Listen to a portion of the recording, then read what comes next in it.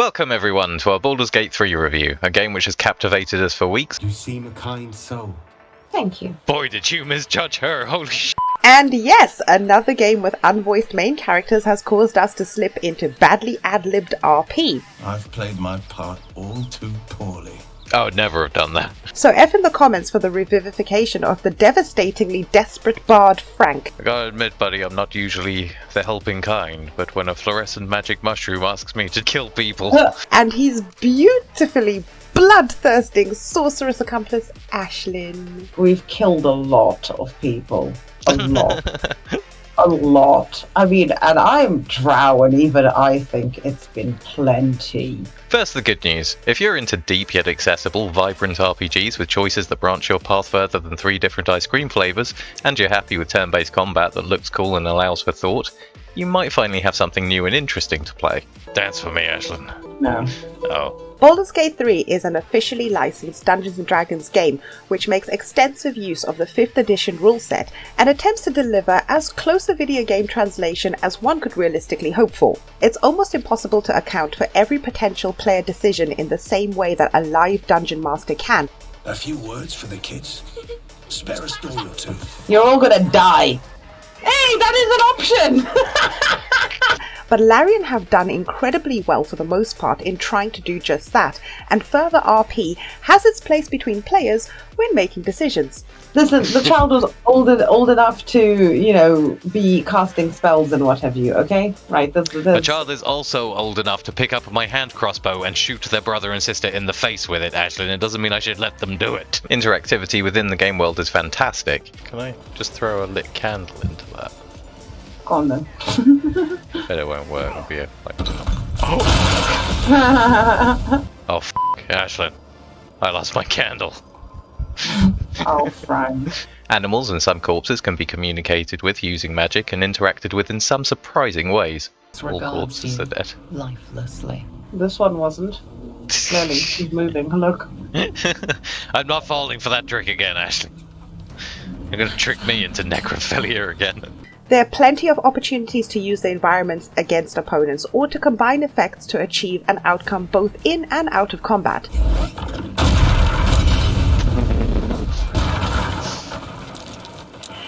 Jesus, Ashlynn. A simple example of this is that corpses won't talk to their killers. That would be us. Hi! If they use the Speak with Dead spell, but they will if the killer uses magic to disguise themselves first. I know, tell me about it. I know, everyone that's not Githyanki f***ing sucks, right? So that the bitter, reanimated stiff doesn't recognize you. It isn't just the mechanics that make this game popular, however. It's been a long time since we've been this awed and felt as involved with the game's world. Breathtaking vistas really give you a chance to take in the impressively detailed maps. Ooh, quite a view of their balcony. I can see why they built this tower here. There's lots of incentive to explore, and a natural flow which we slipped into so well it was jarring the few times it was broken. I don't know what I'm doing with my life anymore, Ashlynn.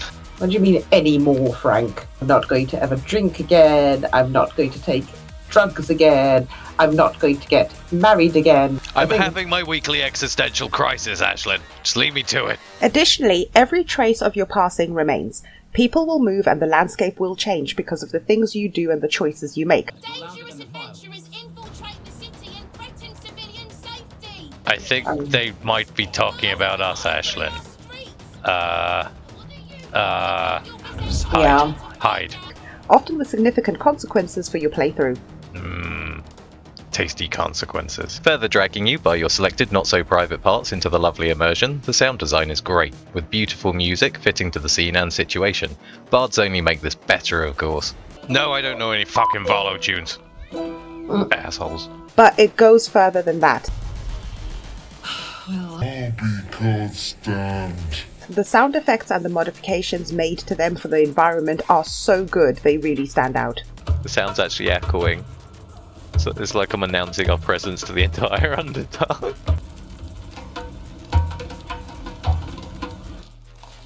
Fool of a took. The world doesn't just look and sound pretty, it's densely packed with unique encounters.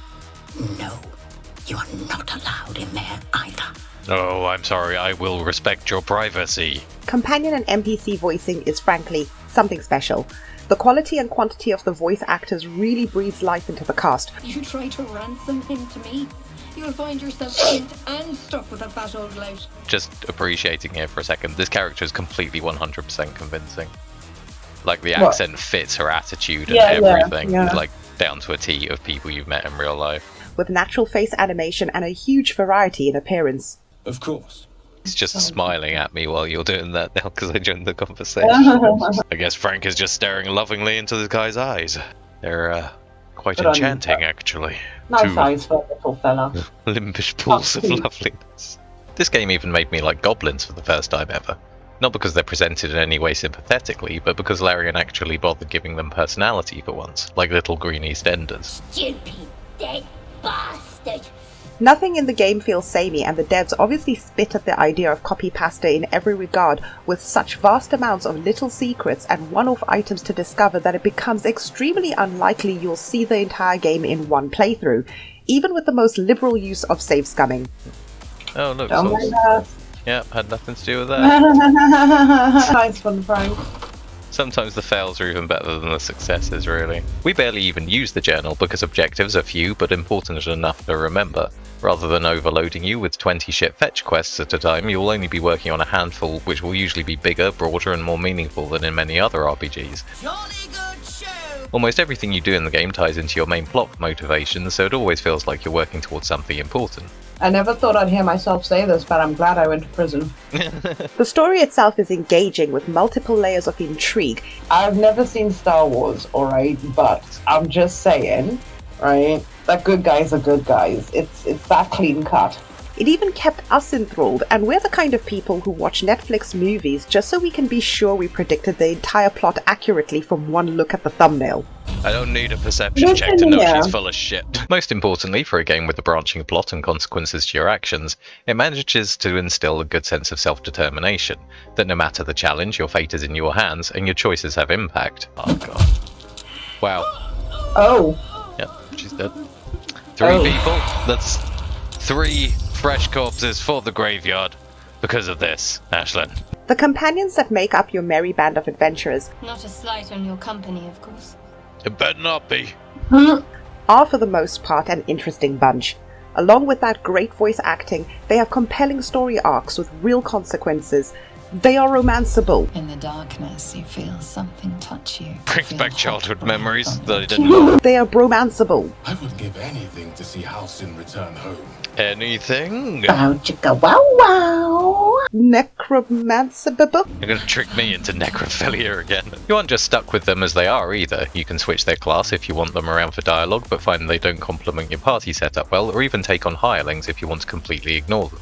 Okay. It hates me so much. I was hoping you wouldn't notice I was gone. Ashlynn made me come looking. On the player end, the class diversity is quite impressive, though this is really down to D&D rather than the game devs, with most offering significantly different styles of play and multiple subclasses available to each, some of which can further change play drastically.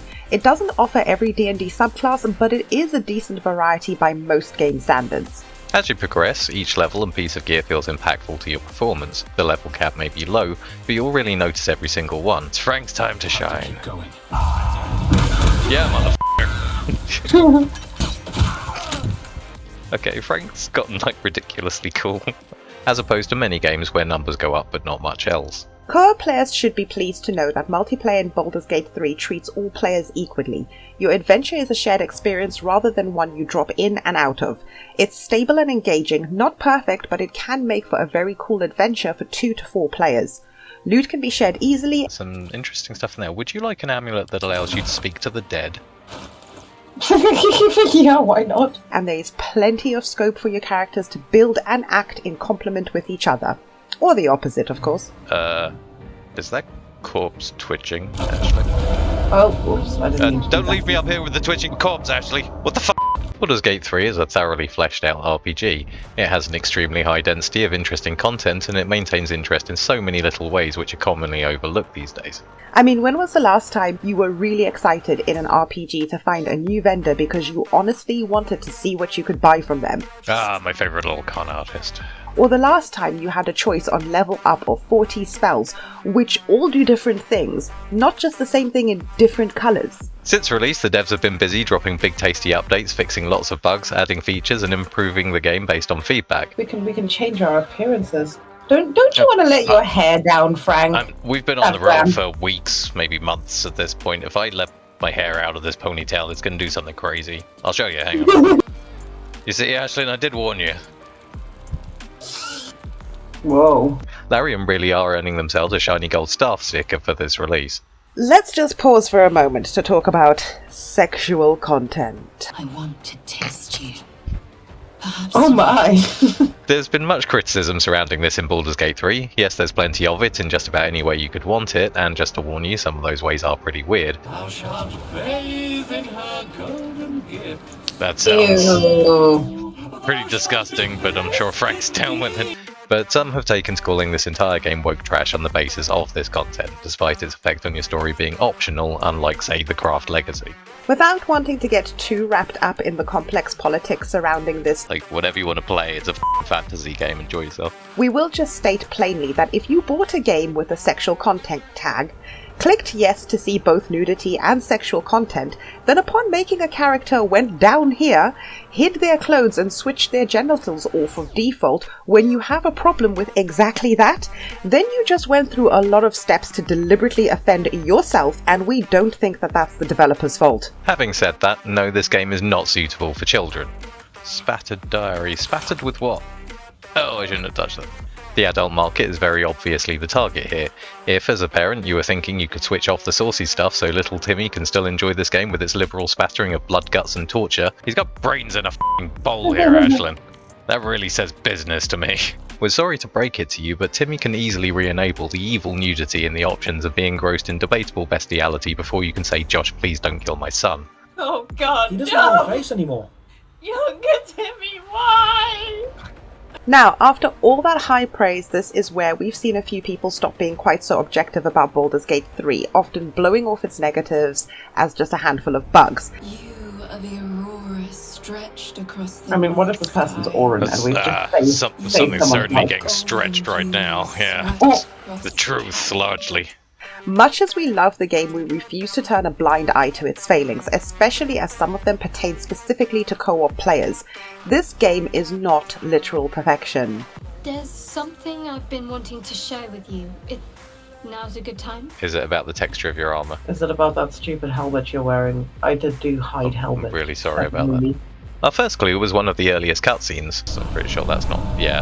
Oh, My animation screwed up. But there are quite a few problems with the game, from the painfully awkward camera that simulates the porcine perspective by not allowing you to look up. It's pretty hard to actually move the camera to a point where you can click just a little bit down. To the glitchy UI, which doesn't have enough space for all the skills, spells and items you'll have by mid-game. We've quite a lot to talk about. But first, a metaphysical question. Does time matter? Oh god, another morning. Whatever you wrote down, tear it up and cast Fireball on it, because in Baldur's Gate 3 the answer is a resounding no, except when it's yes. You can long rest the Nightoade 99% of the time with no problems, even in situations where you would think you shouldn't. But on the rarest of occasions you will return to the game world to find that time did actually pass as you slept and you've missed something rather important. Care to do a quick interview? What have you heard? I don't know whether I should be defending myself. Save often because there is no way to guess when this really matters. What's brought you here at a time like this? Who do you think I am? Sometimes just the order you do quests in can have a massive impact on your playthrough. In a way, I guess this is a good thing for replay value, but it feels pretty shitty when you realise far too late that you've cocked up massively because you didn't prioritise the right thing. We can't really give examples of this without spoilers, but in our playthrough a lot of people died unnecessarily. listen, Frank. Different people have different grieving processes, okay? And now several more people are going to be going through grieving processes for the dead family members that you caused, yes. Perhaps we are getting ahead of ourselves though. Character creation is a little limited in terms of appearance, with very few sliders, one of which is reserved for this for some reason. And many more dedicated D&D fans have pointed out that compared to some similar games like Pathfinder, which sadly does not feature co-op, the potential selection of class choices and background options is tiny. Your character lived in Baldurs Gate, whether you like it or not, and now you're gonna lie that you're Baldurian even though you're not, even though you are.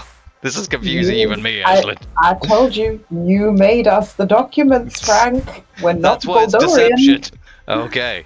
Well, now we're all clear on that. And the most essential choice they ever made in their life to date was their career. Religion only matters to clerics. Only by Lady grace did we even make it this far. Actually, I helped. Yeah. Frank helped.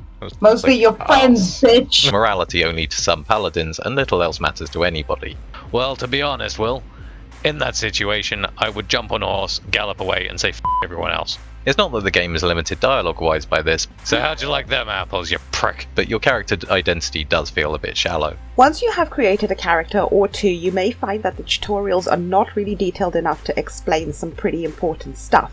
Much of it no doubt second nature to Dungeons & Dragons players, but if you're not, then you'll definitely want to make use of the inspect tooltips function, or you'll miss out on a lot of important information. If you do miss important things, it's likely that you'll find out later the painful way, because there are no confirmations on most actions, no matter how stupid they might be. Whoa! Ow!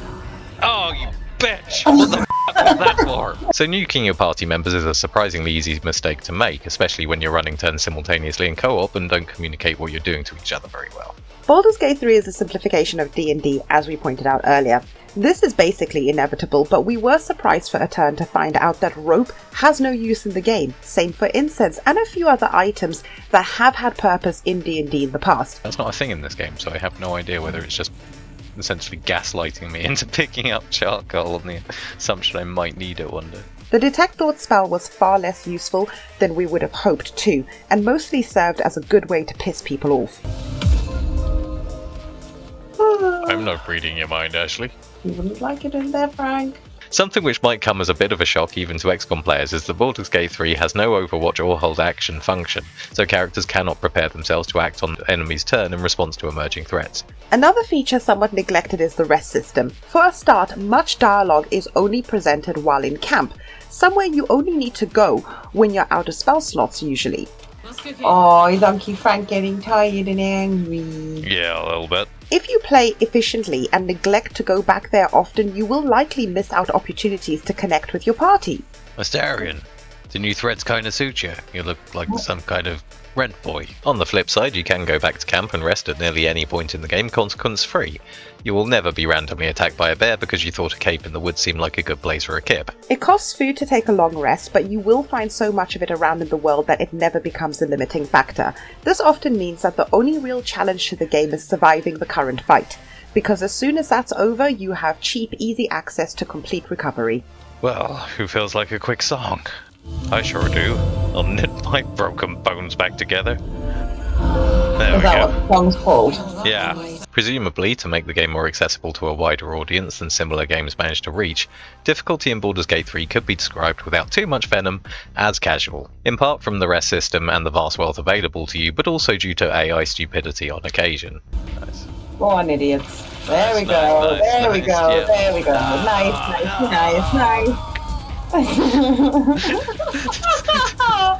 Oh, come on. You're presented with so many ways to harm your opponents, but you will very rarely be pressed to use the more obscure intelligent methods because of a potent threat.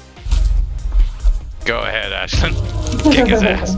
Conversations are essentially owned by the first character that walks into them. Your other characters will, for the most part, stand by passively and ignore everything being said. They won't make insight checks and inform you if they detect lies, nor anything else of that sort. Well, I don't really know shit about animals, but I will try and interpret his behavior. I did so successfully. Which somewhat railroads you into making at least one character a dedicated talker and detracts from the party of adventurers motif. You should at least be able to select from your other characters to interject in a conversation when they have more relevant skills, yet you can't. Do I reach towards it or leave? Well, I mean, I like to touch things, Ashley, but it's your call, it's your hand. What? Frank, no, bring your hand over here, Frank. No, Frank. you're doing it. Frank, I'm Frank, just in the look at it. background here, behind you, somewhere. Get back watching. here, Frank. And that's just the single player issues with it. If, like us, you're here for co-op, then we say fuck you, buddy. Because in multiplayer, these dialogue issues are magnified. Let's put our best foot forward. Or is it best feet? Shut up, Will. The first player to initiate a dialogue, either by interaction or just by walking into it, owns it. It can be easy to miss dialogues others start unless they tell you, and even easier to feel like a background character if one player, either by consensus or not, hogs dialogue, especially as this will affect your relationships with the other party characters. Probe him. Oh, Ash. Probe him. He's not really my type, but Karlach's clearly not going for it, so... Companion approval is only applied to the first player to choose an option, so even if you split dialogues up well, it can make it very difficult to raise relationships with companions because your gains are effectively divided within the party. Tell her you like her, Frank. Go on, Frank. Yay. Go on, about my emotions, that's so gay, Frank. Just whip out your magical thing. Let's not spoil an effective thing. You point, I rage, we win. Oh, we definitely need more approval rating, that means. Especially if you missed out on some pivotal moments. Frank's gonna go and cry in a corner now. It is also hard to see how you can plan around this without using a guide and subjecting yourself to masses of spoilers. Moreover, the game has no way of handling differing approaches to the companions by different players. If one of you is disturbed enough to want to romance Lae'zel, There's nothing that woman can't do. I don't know, be seductive, and another would rather see her dead, well, get ready to watch your bloodthirsty beau die if player 2 gets there first. Companion dialogue only accounts for options you yourself picked, whether you were listening in or not. This means you'll probably hear every companion voice line at least twice during a playthrough if you always join each other's conversations. First of the 9 hells. This is only the first one? Like your marriages, Frank. Christ. They got worse as they went on too. Which generally, you really should if you want to be able to follow what's going on. It would be nice for party members to be able to interject in situations. Abomination. This is your end. Are you sure we weren't married at some point? For other players to be able to roll insight and perception in dialogue where they are not the main speaker, or even vote and have the reputation gains or losses applied appropriately like in Star Wars The Old Republic. It seems odd when you can't intimidate someone even though there's an amiable 7-foot-tall infernal chick, wreathed in fire, standing right behind you. From our perspective as co-op players, this has the biggest issue to try and play around. Ashlynn may be a genius. Advocatus diaboli. God, Ashlynn, you're so smart. You know so I many know. things. I'm so clever. I was a lonely child. What can I say? All I had was books. Ah. But it won't matter if Frank bumbles into some magical dilemma first and tries to eat it or shag it or something. We're professionals. Yeah. How can we possibly f this up? You can't even back out of most situations in order to approach them with someone else. Weirder still are the few times when it doesn't matter. Like the time Ashlynn managed to play an instrument that she has no idea how to use. Did you bring the lyre? I have a liar, and his name is Frank. While it was still in Frank's inventory. At least give us consistency, Larian. It's beautiful. Yeah, that's a bit broken. Many note the level cap is 12 rather than the full 20. Larian have said this is to avoid D&D's OP leveling, and thankfully each level actually feels like real progress. Like, how can I ever have an unsuccessful performance at that level? How could that shit comic beat me in a stand-up comedy contest? I've got this much goddamn charisma. But it's quite a low cap for anyone who likes to see the biggest, shiniest numbers. We'd like to hope that this will give us room to grow in a future expansion. The potential for one is very up in the air still, but we certainly wouldn't complain about DLCs as long as they retain similar quality and value. Speaking of retaining quality, Act 1 is noticeably the most fleshed out portion of the game. Don't get us wrong, Acts 2 and 3 are still great and play out many of the consequences of your start in the game, but you'll probably get the feeling that there are less options being presented to you later on. Copper for your thoughts. Apparently I don't have any, sorry. Now, those were just the flaws which were designed that way, and those big tasty updates wouldn't be necessary if not for bugs and deficiencies. Despite Larian's dedicated efforts, many remain, as some of them still pretty serious. Gail, I can see up your nose, what are you doing? Glitches in conversation, which are of course worse in co-op, can really mess up your plans. I've just got continue now, so... Oh, really? I saw 5 options on there. Yeah, I didn't. It was in fact this, not just his horrific personality and unconvincing accent. Stop! Hello. Got ourselves competition already. That you do, but not in looks. Which caused Frank to get permanently friend-zoned by Karlach in our game. Now I just need something to sink my teeth into. Me? Some quests are still bugged and can't be handed in, or just never disappear from the map even once they have been. And on the system end, we found performance to be quite erratic. Baldurs Gate can be pretty taxing on your system in densely populated areas, however we encountered frequent stuttering in some extremely peaceful areas too. Oh, yeah, it's down here, isn't it? Yeah, this way.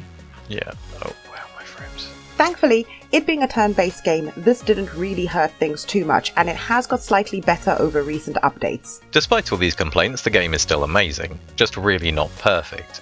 We had a great time with it. I wish there were more like you. Hey lady, maybe I should tell you what she just got up to outside in your graveyard. Helping a child. And no doubt we will again in a future playthrough. Before we end off here, we should also mention some things. First, controversy. For those unaware, Larian had the goal to release a solid RPG with no additional monetization, nothing cut out to deliberately sell back to you later, and it was even in a vaguely playable state come launch day. This was all commonplace in the past, but as most of the big AAA games producers have been lying to us for years that this is impossible to do, despite the fact they used to do it themselves, Larian have effectively embarrassed a lot of people by demonstrating what rubbish that line is, and have prompted a surprising response from these companies, desperate to backhandedly swipe at the smaller studio's accomplishment and remind us all that we should never get so big-headed as to expect this quality from them. In our case, this seems totally unnecessary. We, as older, more jaded gamers, do not expect this quality from them anymore. That's why we bought Larian's game, not theirs. So how'd you like them apples, you prick? Baldurs Gate 3 has been quite polarising in a number of ways, which of course sparked some pretty ridiculous reviews and comments on both sides. Fruit? Vegetables? I'm neither of those things, you bastard. I can't quite believe we have to mention this here, but it also seems that some of the negative reviews for this game came from people who bought into the hype without a second glance. Some of these people were then shocked to find out that turn-based games tend to be quite slow, thoughtful experiences.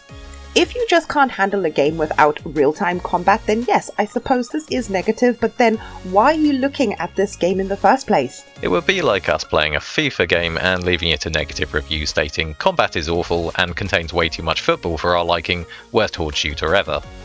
Finally, let's talk about mods.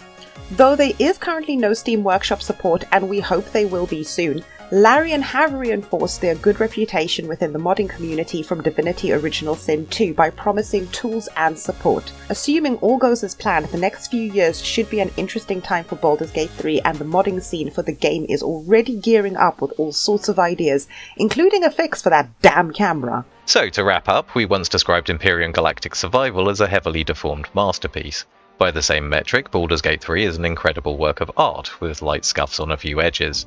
As a game specifically for co-op, these scuffs become more apparent, but they're still relatively minor flaws in an otherwise fantastic game. I kind of like the weird camaraderie they've gotten to anyway, you know what I mean? Yeah. Their friendship is weirdly wholesome, as the kids would say. One which could easily provide multiple playthroughs and perhaps in the future even other adventures. We'll be putting the highlights of Frank and Ashlynn's epic tale up as videos soon, so look out for that.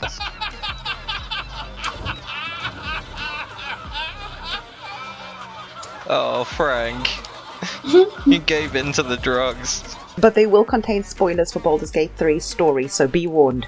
If Frank and Ashlynn have failed to offend you enough to stop watching, We're standing here with nothing but the clothes on our backs and the worms in our heads. I'm not... Ashlynn, I'm not putting my worm together with I'm Will. sure of it. How glad Come on, boys, line up worms to worms. No, please give us a like. It really helps us out and gets our videos in front of more people so they can make more informed choices too. And if you want to see more co-op focused reviews or just stupid funny stuff from us, then subscribe below if you haven't already. Thanks for watching! They need a hero. That's 'cause she was They're evil. holding on for a hero till the end of the night. He's gotta be high and he's gotta be frank and he's gotta play musical right. They need a hero.